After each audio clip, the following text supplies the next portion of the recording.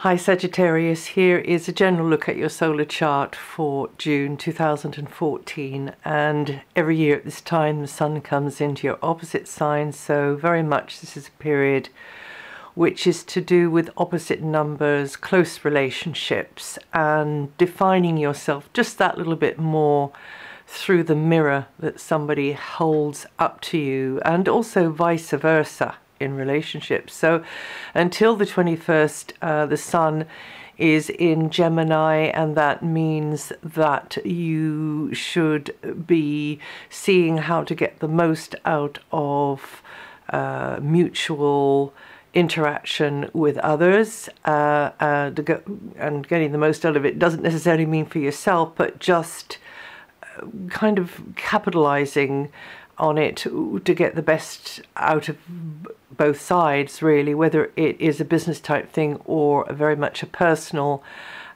interaction between the two of you. And it could be, in fact, somebody, for some of you, new coming into your lives as well, because Venus is very much in the mix here, particularly after the 24th.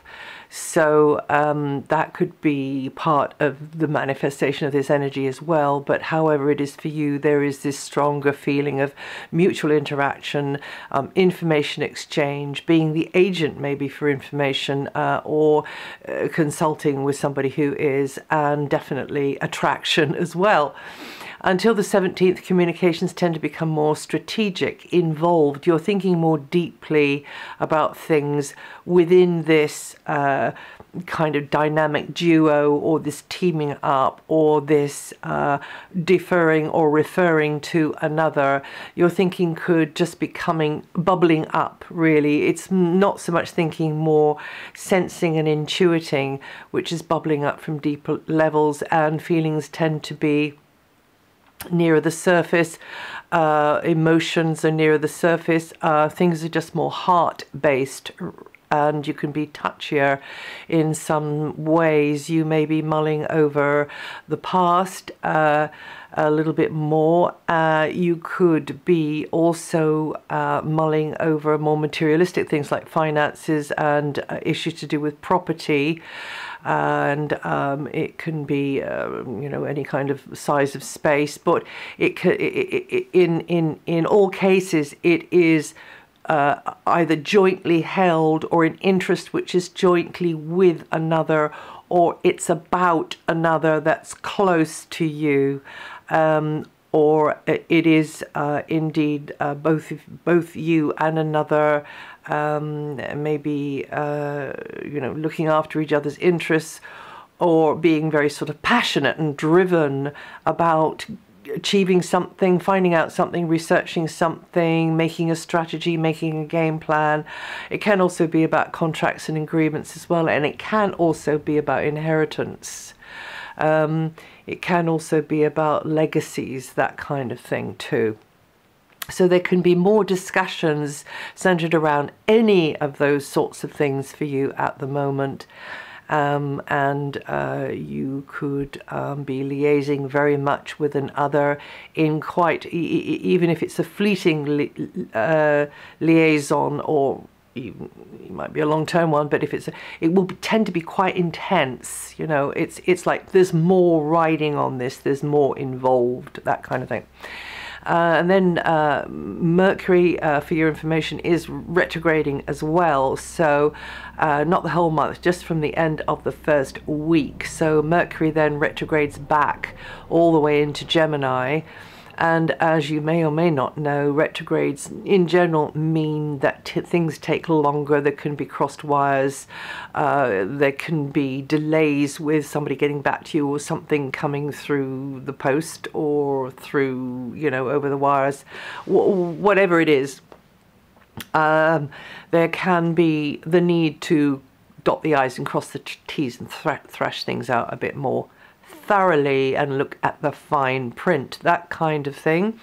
Retrogrades back into Gemini, which puts then Mercury in your opposite sign, and there's bouncing ideas off another, a lot more connecting with somebody else's slant on things. Very much the mental rapport clicks in there. It's not so emotional, it's not so touchy, and it's more detached in a way. It's not cold, but it's just less emotional. And there, when the emotions maybe not in the way, you can clarify your own thinking on things. And you could be in a relationship with somebody whose guidance is invaluable to you, or it's just, you know, a contact that you have somebody whose guidance is valuable to you, information is valuable, and also you yourself may be looked upon by others as the one who's got the knowledge, the information, the guidance that they value as well.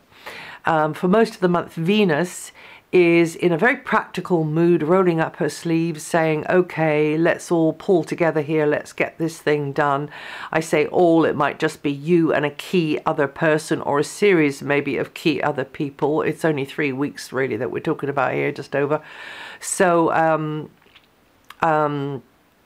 it's going to be regarding daily chores, daily duties, right? And it's very service orientated, but because it's Venus, you would tend to get help, you tend to get assistance, or indeed you are there on somebody else's behalf, bestowing the help and assistance for them or to them, and you're likely to have a reasonable interaction with all service providers, health providers, co-workers. You know, if there needs to be oil poured on troubled waters with colleagues, or co-workers, then this would be a really good time for that to happen and to help with the recovery there.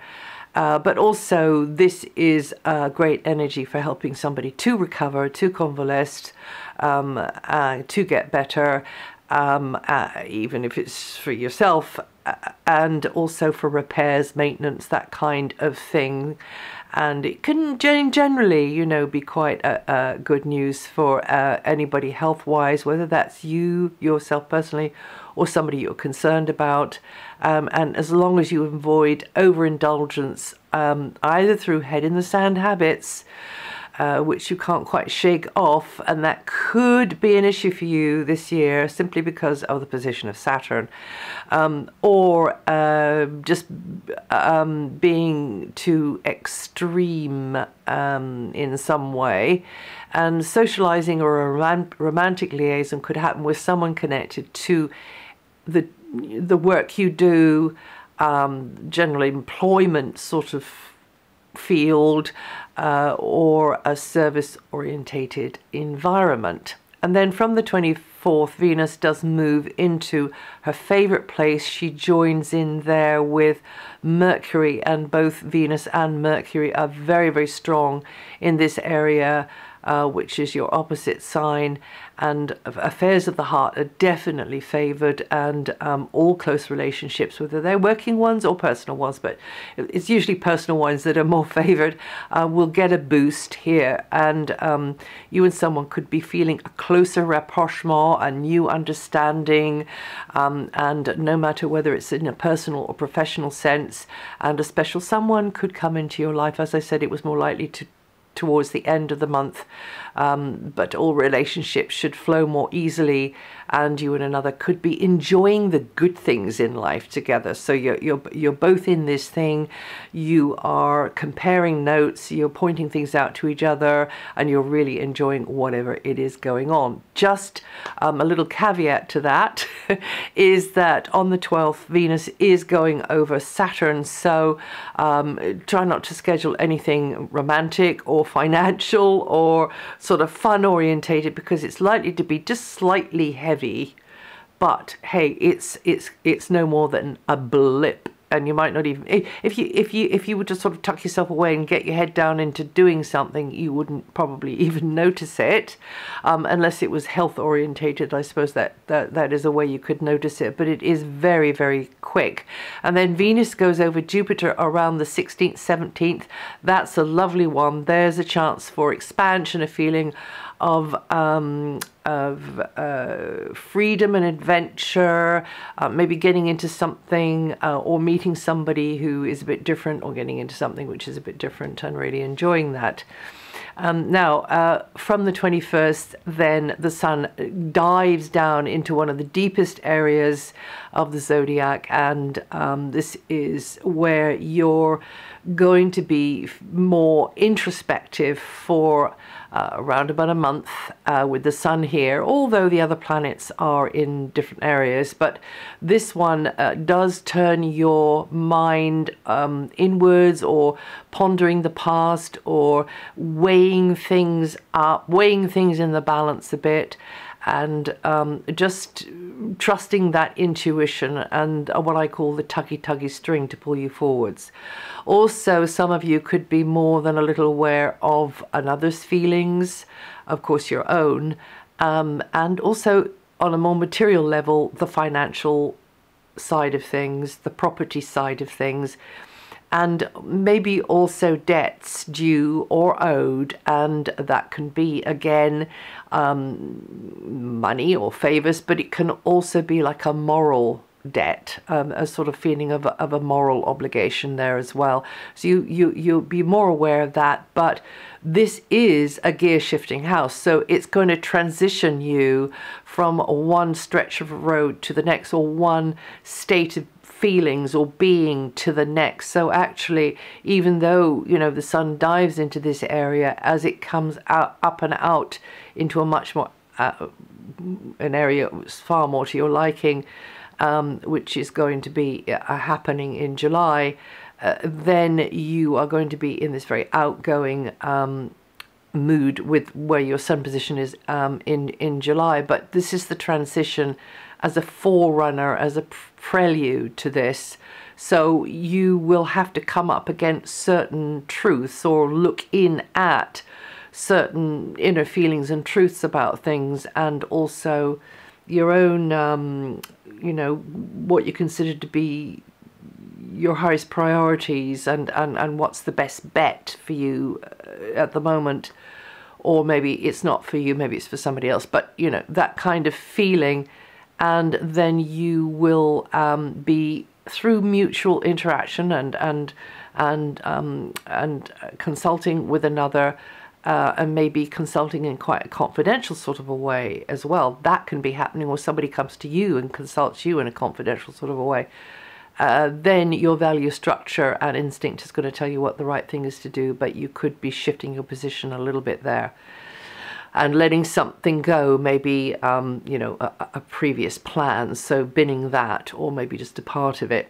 And now Mars, and until next month, Mars completes this very long and extraordinary transit that he's been doing through a very progressive area of your solar chart, Sagittarius, and it means that something that's maybe been on the stocks, or on the dock, or on the back burner, has been, you know, you've been allowed to push forwards with that, and it's just started to roll forwards. But also it can be other things. It can be simply there's more technology in your life, or it can be that you are working a lot harder on behalf of and with or through a group, an organization, a society, or maybe it's a collective of people over the wires.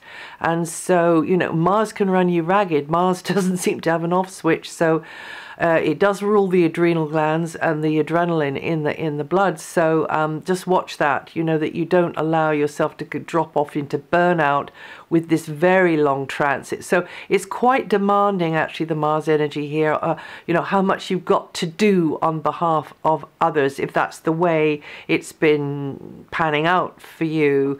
But remember, it is a very future orientated phase. It's about the future. It's about what you can do now to sort of pave the way for a more happier, comfortable future, and you should be looking at things maybe that you can do to make your life in the future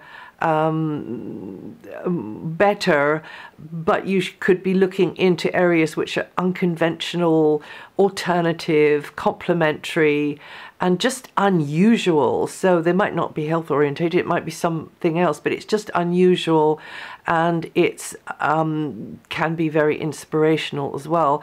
And you Saggies born in the at the okay, it's the end of the first decade to the beginning of the second, or 8 to 17 degrees rising. You're going to feel that energy the most this month. And it's you could be the initiator with unusual projects, or a different way of working which is more innovative as well with this Mars position here. And just a word about Mars. Mars is now rolling forward, so that means that this is time for you to get into gear, progressing towards your hopes and dreams.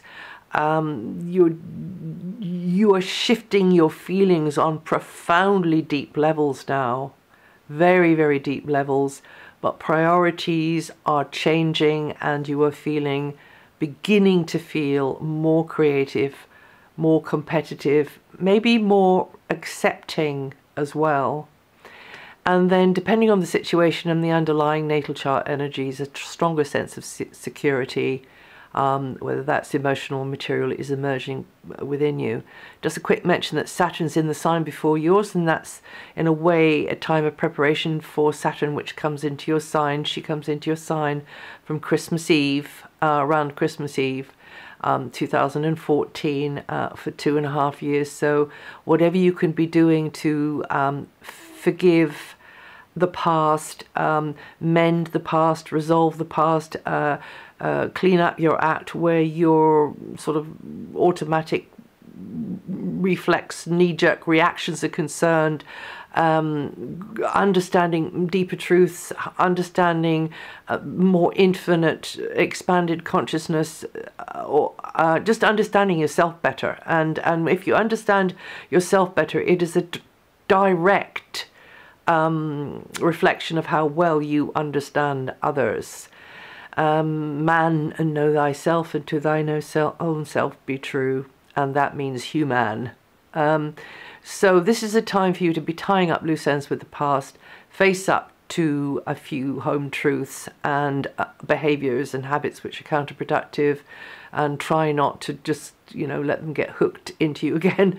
And you Sagittarians born near the beginning of the last decade, last decanate, I mean, or rather it is the end of the second decanate, and it was easier to do it the other way.